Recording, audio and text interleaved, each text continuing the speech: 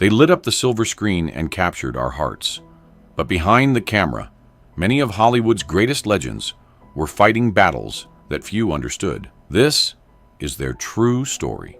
When we think about Hollywood's golden age, images of sparkling red carpets, glamorous film sets, and larger-than-life stars immediately come to mind. Today, we're exploring the stories of 30 famous actors and actresses who faced inner battles with mental health challenges, reminding us that behind every iconic performance was a real person with real struggles. 1. Marilyn Monroe. Marilyn Monroe instantly brings to mind images of beauty, glamour, and that captivating smile. Yet behind that enchanting facade, Marilyn was fighting battles with depression and anxiety.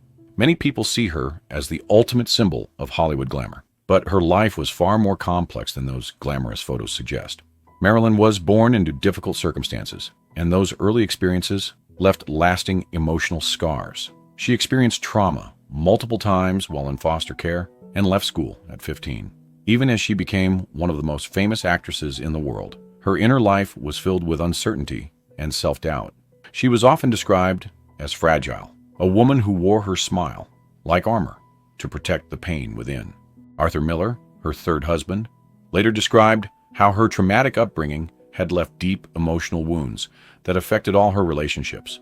There are many stories of her tears behind closed doors, where she would question whether she truly deserved the love and admiration that so many people showed her.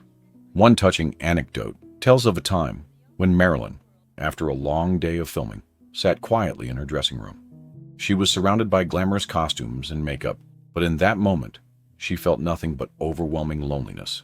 It was a stark contrast to the image the world saw, a reminder that even the most celebrated stars can feel deeply isolated. 2. Judy Garland.